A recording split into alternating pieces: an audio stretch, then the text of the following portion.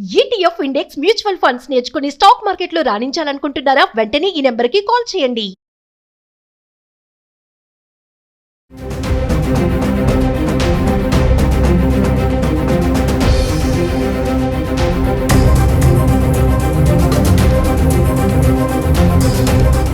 నమస్తే, welcome back to Suman TV. ప్రస్తుతం మనతో పాటు ఉన్నారు అనలిస్ట్ మందరి కృష్ణారెడ్డి గారు.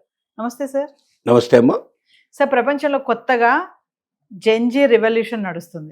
కొత్తగా ఏంటి అసలు జెన్జీ రెవల్యూషన్ అంటే? జెన్జీ రెవల్యూషన్ అనేది కొత్త యువ కెరటాల సమూహం అని ఒక రకంగా చెప్పుకోవచ్చు. అంటే 19th సెంచరీలో చివరి భాగంలో పుట్టిన వాళ్ళు, 2010 లోపల ఉన్నవాళ్ళు. ముఖ్యంగా నేపాల్లో ఉన్నటువంటి ఒక గొప్ప గుణం ఏంటంటే, అక్కడ యావరేజ్గా ఇప్పుడు వయసు తీసుకున్నట్టయితే 25 years వాళ్ళు డామినేట్ చేసే స్టేజ్కి వచ్చారు. అంటే అక్కడ ముసలి వాళ్ళ సంఖ్య తక్కువగా ఉంది, యువకుల సంఖ్య చాలా ఎక్కువ ఉంది.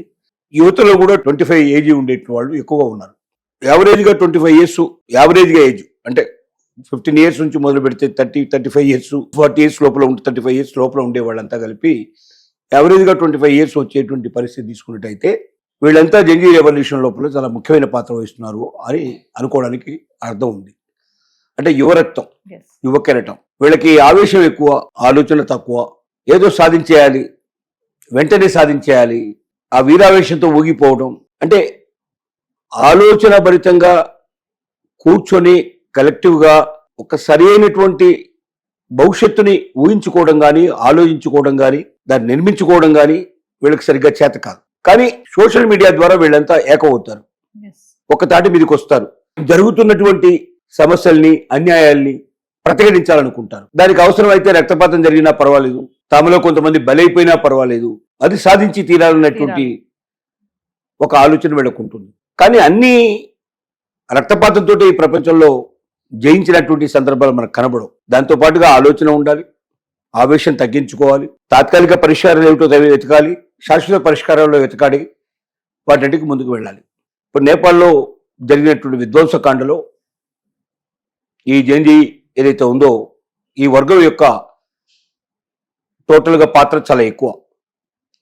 వీళ్ళు ఎంత విధ్వంసం చేయాలో అంత విధ్వంసం చేస్తారు. తర్వాత నెక్స్ట్ ఏమిటి అని దానికి కూడా ఆలోచన చేస్తే దాన్ని వీళ్ళలోనే చాలా వర్గాలు ఏర్పడ్డాయి. ఈ వర్గాలన్నీ ఒకతాటి మీదకి రావడం చాలా కష్టంగా ఉంది. అంటే మేమందరం ఒకే సమూహం అనుకున్నప్పుడు ఒకే ఆలోచనతో వెళ్ళాలి. మా అందరి ఆలోచన ఒకటే, మేమంతా ఏకతాటి మీద ఉంటాం అన్నటువంటి భావన, ఆలోచన ఈ వర్గానికి లేదు. ఈ వర్గంలో ప్రతి ఒక్కరికి ఆవేశమే. అంటే యంగ్ బ్లడ్, 25 ఏళ్ల వయసు అంటే కాల్చేస్తాం, చంపేస్తాం అనేటువంటి భావనే తప్ప భవిష్యత్తు ఏమిటి, ఒక రాజ్యం ఎట్లా నిర్మించుకోవాలి, ఆ దేశం లోపల ఎలాంటి పరిస్థితులు ఏర్పరచుకోవాలి, దేశం ముందుకు వెళ్ళాలంటే ఏం కావాలి అనేటువంటి ఇంత ఆలోచన జ్ఞానం వీళ్ళలో లేదు. ముందు జరుగుతున్న అన్యాయాన్ని ప్రతిఘటించాలి, జరుగుతున్న మోసాన్ని ప్రతిఘటించాలి, ముందు ఈ అన్యాయాల్లోంచి, అక్రమాల నుంచి దేశాన్ని బయటికి తీసుకోవాలని కోరికే తప్ప నెక్స్ట్ ఏమిటి అనేటువంటి ఆలోచన వీళ్ళలో లేదు.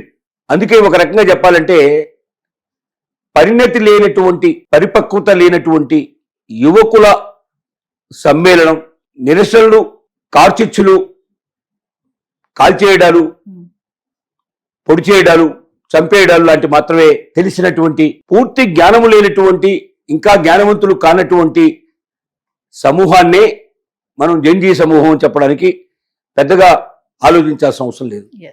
ఇంటర్నెట్ ప్రధానంగా వీళ్ళని కలుపుతోంది, సోషల్ మీడియా వీళ్ళని ప్రధానంగా కలుపుతోంది. ఈ సోషల్ మీడియా ద్వారా ఒకరికొకరు ఇన్ఫర్మేషన్ పంపించుకోవడం, ఇక్కడేదో జరిగిపోతుంది, అక్కడేం జరిగిపోతుంది, ఇది జరిగిపోతుంది, ఇది మనం దీన్ని మనం సహించలేము, దీన్ని మనం భరించలేము, దీనికంతా ఏదో పరిష్కారం చేయాలి, ఇలా లేకుండా ఈ దేశాన్ని కాపాడుకోవాలనే కోరిక వాళ్ళలో బలంగా ఉంటుంది. నిజమే కానీ ఒక పొడి చేయడం వల్లనో, చంపేయడం వల్లనో, లేకపోతే అగ్నికిల రాజేయ వలనో, దేశాన్ని మొత్తం దహనకాలకు బలి చేయడం వలనో ఏమీ రాదు. నెక్స్ట్ ఏమిటి అనేది మీకు ఆలోచన ఉందా?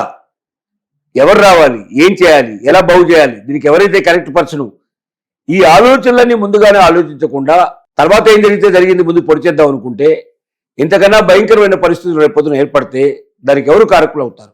సో ఇలాంటి భవిష్యత్తుల గురించి ఏమాత్రం కూడా అవగాహన లేనటువంటి వారు, ఇప్పుడున్నటువంటి పరిస్థితులను మాత్రమే భరించలేనటువంటి వాళ్ళు, దానికి ఏదో ఒకటి చేస్తున్నారనేటువంటి ఒక ఆదుర్ద, ఒక ఆతృత, ఆలోచన రహితమైనటువంటి ఒక సమూహం ఇది. ఈ సమూహం కొత్తగా వస్తున్నది ఇప్పుడు ఒక నేపాల్లోనే కాదు, మిగతా దేశాల్లో కూడా అక్కడక్కడ బయలుదేరే అవకాశాలు ఉన్నాయి. నేపాల్ను ఉదాహరణగా చూపించి మరికొన్ని దేశాల్లో కూడా బయలుదేరుతాయి. ఈ కొత్త రెవల్యూషన్ వస్తున్నప్పుడు ఏతుందో దీని ఫలితాలు పర్యవసనాలు మిగతా దేశాల మీద చాలా ఉంటాయి. కాబట్టి మిగతా దేశాలు కళ్ళు తెరిపించడానికి ఇది ఒక ముఖ్యమైన కారణంగా కూడా మనం భావించవచ్చు. ఎందుకంటే మిగతా దేశాల్లో ఈ పరిస్థితులు రాకుండా చూసుకోవాల్సిన అవసరం ఉందని జాగ్రత్త పడడానికి కూడా బహుశా ఇది ఒక మేలుకొల్పులాగా ఉపయోగపడడానికి అవకాశం ఉంది. అందరూ కూడా 25 ఏళ్ల లోపు వాళ్ళే యువకులే అందరూ కూడా. మరి ఒక ప్రభుత్వానికి వ్యతిరేకంగా కూడా వీళ్ళు ఇంత హింసాకాండ అంటే ఈరోజు నేపాల్ అనేది తగలబడిపోతుంది. ఇంత ఎందుకు అంటారు అసలు? అదే చెప్పే కదా మీకు, 25 ఏళ్ల లోపల ఉండేవాళ్ళు 25 వరకు ఉండే వాళ్ళకి ఉడుకు రక్తం అంటారా? ఉడుకు రక్తం, బాగా ఉడుకు రక్తం, మామూలు ఉడుకు రక్తం కాదు. ఆ వేడి వల్ల ఆలోచన జ్ఞానం ఉండదు. మనం ఏం చేస్తున్నాం, ఇది చేస్తే దీనివల్ల భవిష్యత్తు ఏమిటి, మన మీద ఎలాంటి పరిణామం పడుతుంది, మన కుటుంబాల మీద ఎలాంటి పరిస్థితి ఏర్పడుతుంది, మన భవిష్యత్ తరాల మీద ఎలాంటి ఏర్పడుతుంది, ఇలాంటి భావాలు ఏమీ వాళ్ళకి తెలియదు. ఈ క్షణంలో మనం చేసామా, తగులబెట్టేసామా, పాడు చేసేసామా, చంపేశామా, ఏదో మార్పు తీసుకొచ్చేసామా అనేటువంటి ఒక ఆలోచన తప్ప పూర్తి జ్ఞానము, పూర్తి శక్తి, పూర్తి ఆలోచన, భవిష్యత్తు ప్రణాళిక, భవిష్యత్తులో ఈ రాజ్యం ఎలా ఉండాలి, ఈ దేశం ఎలా ఉండాలి, దీన్ని ఎలా నిర్మించాలి అనేటువంటి పూర్తి అవగాహన రాహిత్యంతో కూడుకున్నటువంటి ఒక యువ సమూహం అని చెప్పుకోవచ్చు, యువ కెరటం అని చెప్పుకోవచ్చు. ఒక సముద్రంలో ఒకసారి తుఫాన్ వచ్చేస్తుంది, ఉప్పెన వచ్చేస్తుంది. ఆ ఉప్పెన వచ్చినప్పుడు ఉప్పెన ఏమీ ఆలోచించదు. ఉప్పెన అనేది నేచురల్ గా వచ్చేస్తుంది. దానిలో కొన్ని వేల మంది కొట్టుకుపోతారు, కొంతమంది చనిపోతారు, కొంతమంది మొత్తం మీద బయటకు వస్తారు, కొంతమంది అనేక రకాల రుగ్మతలకు లోనవుతారు, ఉన్న కొంప గూడని పోగొట్టుకుంటారు, అన్ని జరిగిపోతాయి. ఉప్పెనకి ఏం తెలుసు, ఏం జరుగుతుందో వచ్చేస్తుంది. ఉప్పెన లాంటి వారు, ఉప్పెన లాంటి సమూహం ఇది ఒక రకంగా చెప్పుకోవాలంటే. అది మొదటిసారిగా దాని పూర్తి తత్వం ఏమిటో మనకు నేపాల్లో బయటపడింది. అంతకుముందు చిన్న చిన్న సంఘటనలు వేరు వేరు దేశాల్లో జరిగినప్పటికీ అది కొద్దిగా చిన్న సంఘటనలుగానే మిగిలిపోయినాయి తప్ప అది ఒక రాజ్యాధికారాన్ని మార్చే పరిస్థితి కానీ, ఒక అధికారంలో ఉన్నటువంటి ఒక ప్రధానమంత్రి లాంటి కీలక పదవుల్లో ఉండేటువంటి వారి ఇళ్లు తగులబెట్టి వాళ్ళ దేశం నుంచి బయటికి పంపించగలిగేటువంటి భయానక పరిస్థితులు ఏర్పడతాయని కానీ మనం ఎవరు అనుకోలేదు, ఎవరు ఊహించలేదు. దాని పర్యవసానమే ఈ మనం చెప్తున్న జంజీ అనేటువంటి ఒక యువ సమూహం యొక్క పేరు అని మనం చెప్పుకోవచ్చు. Thank you sir.